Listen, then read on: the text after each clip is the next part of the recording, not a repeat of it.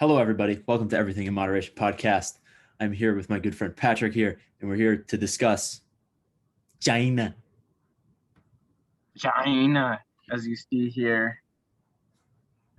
More specifically, we're going to be talking about China and Taiwanese relationships because there's some interesting things to note there, because some historical things and also some everyday things. So, Patrick, would you like to start?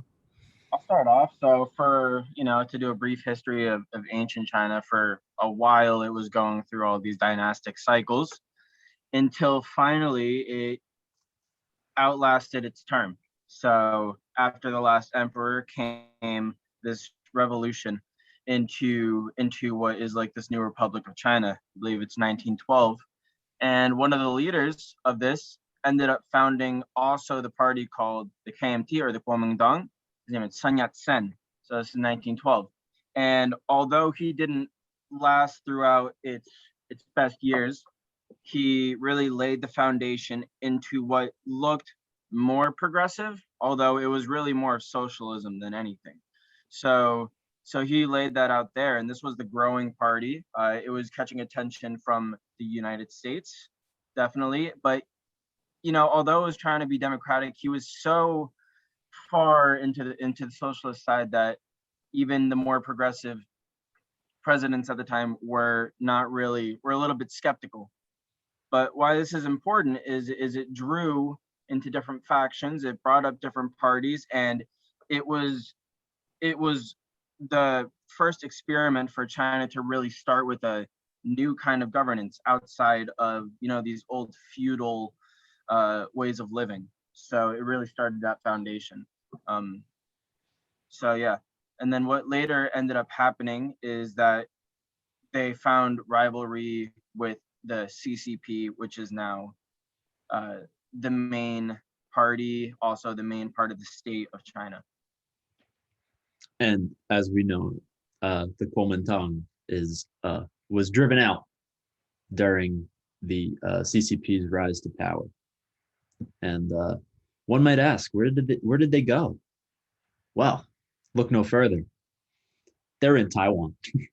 You can ask John Cena. Yes. Oh man, I think this is like an obligatory thing where I need to put the John Cena theme song in, and then maybe have like choosing thing like just pop out of like a screen or something. That'd be perfect. Yes. Maybe like a clashing. We can cut this part here, but a clashing between maybe Superman, Zedong, and John Cena. Yes, I think so. So the displaced emperor, because even when China did go towards democracy for a very short time, the emperor was still around, but the emperor and the Kuomintang fled to Taiwan, where they ended up they're still there today, except the emperor. I think the emperor like completely died out. Like that's over. Yeah. But it is really fascinating, because you could say that like Taiwan is technically the real Chinese government, depending on how you want to look at it. Yep, that's how they look at it. That's not how they look at it, but it's not how China looks at it, but it's how China looks at it. So question to ask is how did they get there? How did the founder, in a way, of this first revolution after the dynastic cycles, and the creator of who was also the leader of the KMT, how did they die out, and how did the CCP gain all of this power? So let's go into it just briefly. So again, Sun Yat-sen was the founder, but he wasn't the most popular among the US. He wasn't the most well-known. It was after he passed this new person who succeeded him, named Chiang Kai-shek. So Chiang Kai-shek was similar almost to Mao Zedong in the fact that he's very stubborn and very strong in his beliefs. And his beliefs caught on with the United States and these more democratic states as World War II was coming on, because he had converted to Christianity. So that's a more important fact to note, because he was gaining leadership there and attention.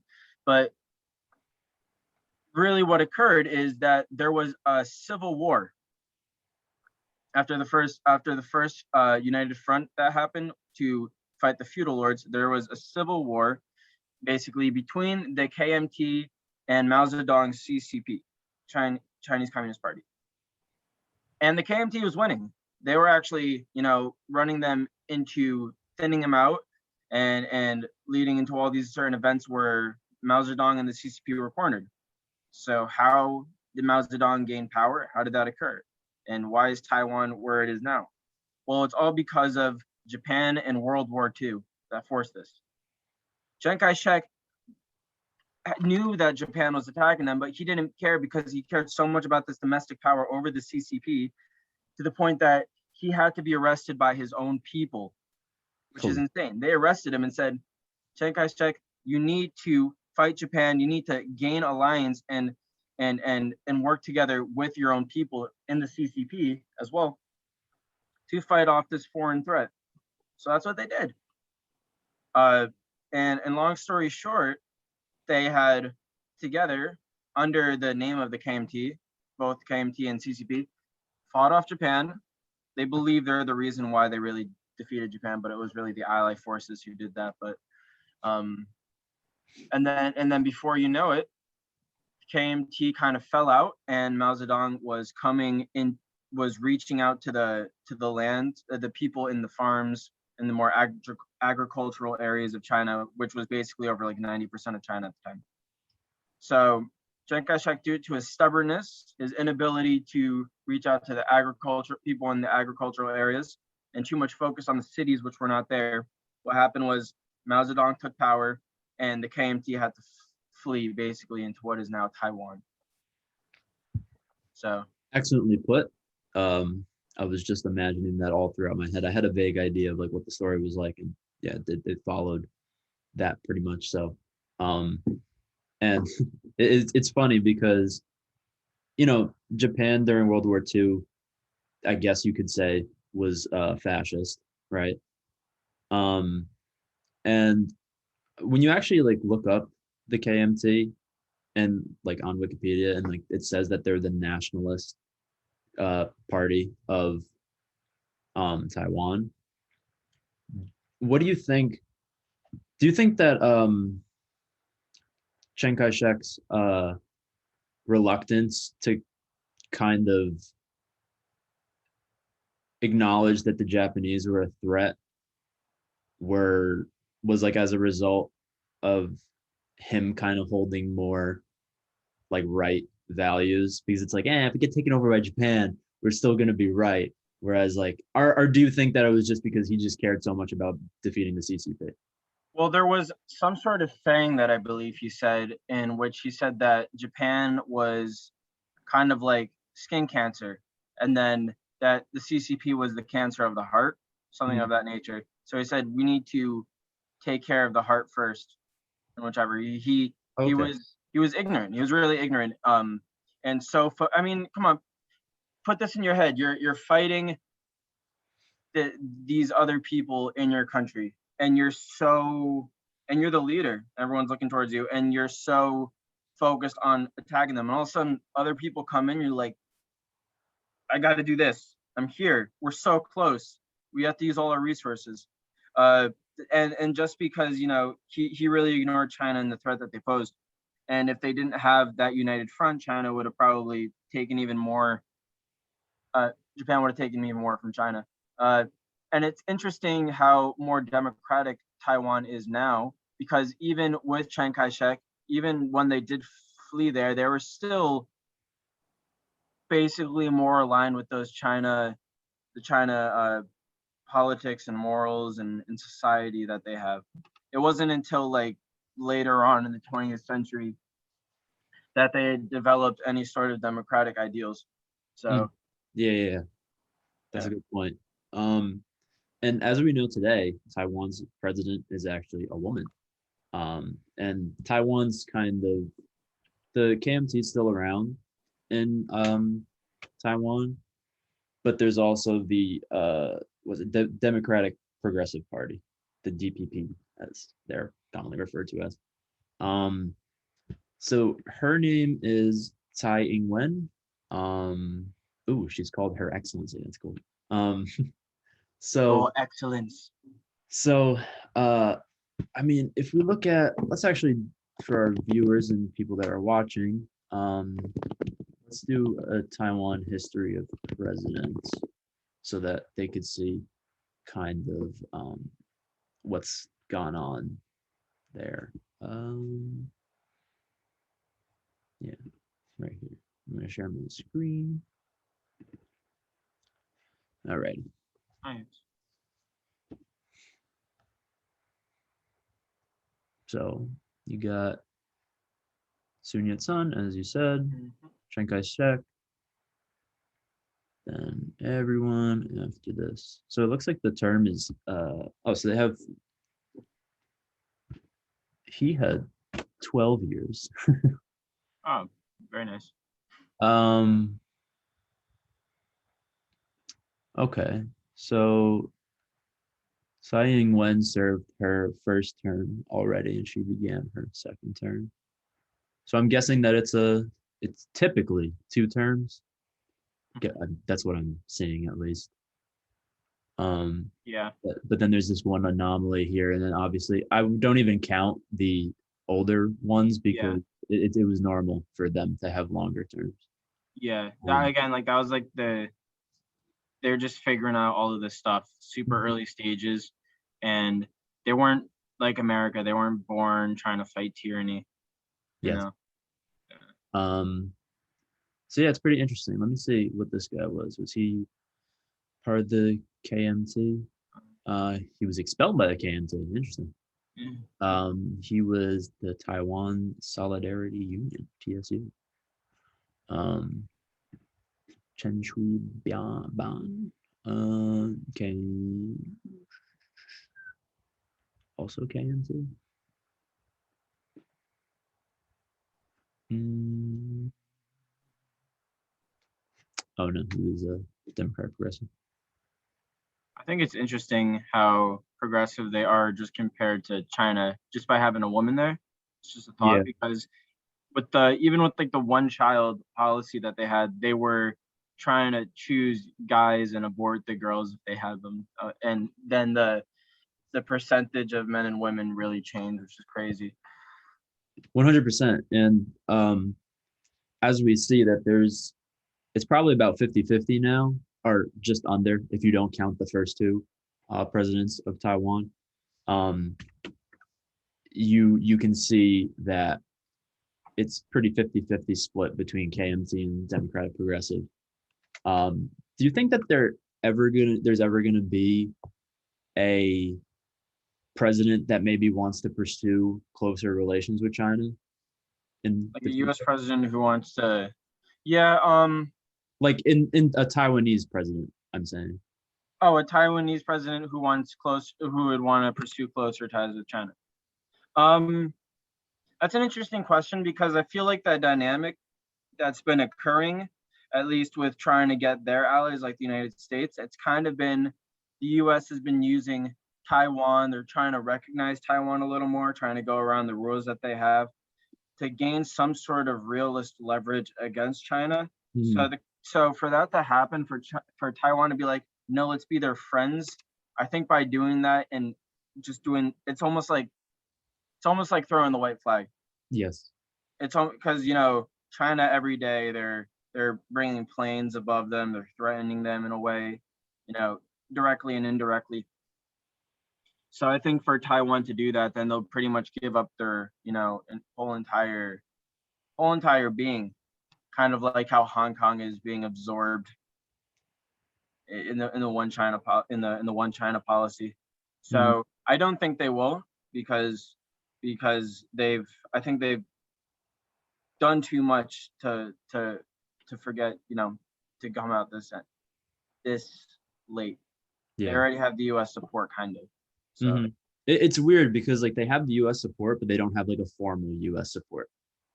You get what I'm yeah, saying? Like, I just before we started here, I was looking up some articles, like recent articles about maybe like some developments with this issue. Um, I saw that the U.S. the White House account on Twitter posted a thing of like vaccines that they've delivered to different countries, and Taiwan was on it. Big no no. So um, so they promptly deleted it, but it was not before the president of Taiwan retweeted it and then replied to it saying, "We're in this together." And Oh, so got him. that's like Busted. that's like one of those things where like you post a picture with this girl and then she's like, "Oh damn, like he likes me," and then you're like, "Boom!" No, you delete it because you're a real girl sees it. They're like, no, we're fine. We don't have our vaccine. We're gone. So that was the it's interesting to see like how much that U.S. media and just the U.S. in general on the federal level kind of step on eggshells on this issue, because I personally think that this is where a potential war with China would occur, is if we recognize them and gave them support to like almost fund them in a way where like they could garner power to sort of try to overthrow the People Republic of China. Or at least be their own official like country, you know? Yeah, no, but like China would see it as that. Like if we're funding them like that, they're gonna be, oh, they're definitely trying to raise a military, spread democracy. These bastards. Yeah. So What we so could do is we could give money to Japan to give money to Taiwan, and then you're right. It's the yeah. workaround. And then they go to Japan, and then we sweep around to Taiwan. And then we take the country of Taiwan, we bring it down to like Australia. We're Got gonna like that. start using terraforming and start moving it. The Let's get some ropes, guys. Doctor Strange moving shit around. Oh man. Yeah, but like, a lot of people always looked at like the US trade war with China, which still is not officially over.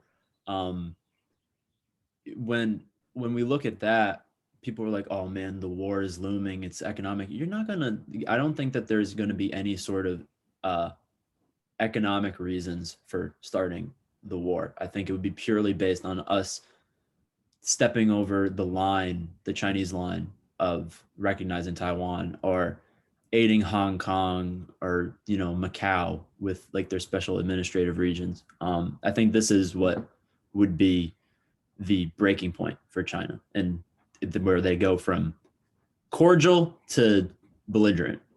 Mm-hmm. And now, if we look at it from an economic standpoint now too, because it's important, Taiwan is the producer of one thing that is very, very vital to the world economy. Do you know what that is? No. Semiconductors. Oh yes. The reason why Yes. you can't get your PS5 is because Taiwan has a shortage of semiconductors right now. Can't win the lottery for the PS5. That's why. so looking at that, if we were to get in a war where we back Taiwan and we're fighting against China, Taiwan will inevitably see some damage. And if that damage were to occur, the semiconductor shortage would probably cripple most of the world economy, because it's a semiconductor is in every single computer. It's just something that is there. So not like having that being disrupted, and especially during COVID, we already saw how disruptive a non-tangible force is on it. Now imagine just bombs and shit like going towards the factories. Like Like that's nothing for anybody. that's No it. one That's can it. win. There is no winner. I don't care if any of these wars happen. There's no winner. Exactly. And I mean, Yeah. you could always argue that war never has a winner anyway. But I would say, yeah, I mean, especially conflicts in the modern day, there's been no real winners. And I mean, even in the world wars, um, we are the accepted winners, but there's always something that's lost Mhm. from different parties' points of view, like to different nations. They lost this, they lost that. It made this nation unstable. it made this nation stable. So like everything comes at a cost here. And like we always have to recognize that. And that's something we always try to do on this podcast is highlight it from all different sorts of views.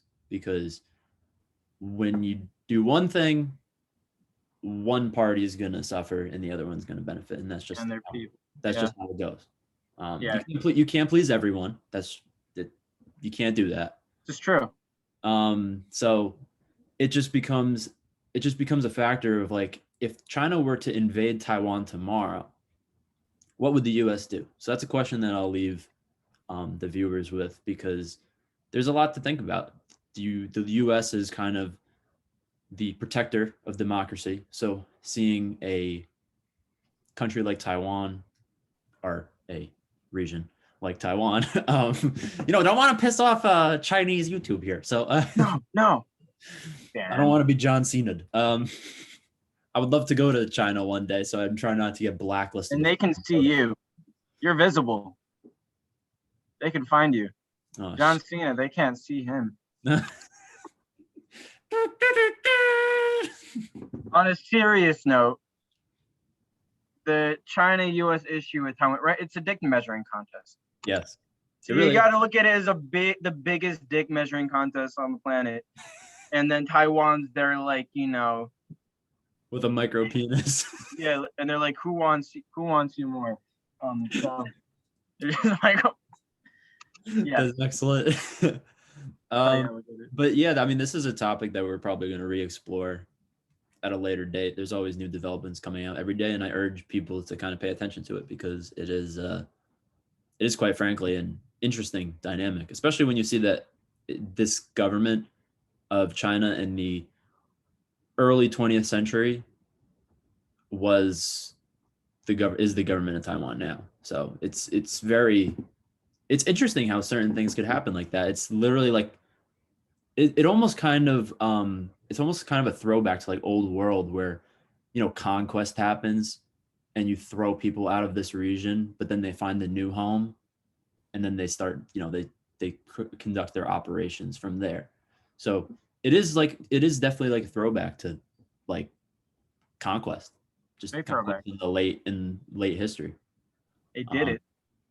Yeah, they're still there. That is all from us today. Just a short episode, quite a little filler. And we will see you guys all next week. Chinese. Just want to say a special shout out to the CCP for their 100th year anniversary, selling $25,000 editions of iPhone, or what was it, iPhone or whatever phone? Yeah, golden iPhones. Yeah, no, it was a phone case. I think it was just a phone case. The most communist and socialist thing that you can ever find, and Mao Zedong would be proud. Mao Zedong would be proud. He's Superman and shitting himself. Yes. And like Superman Mao, we're going to fly out of here. So I like that. See ya. See ya, everybody. Peace.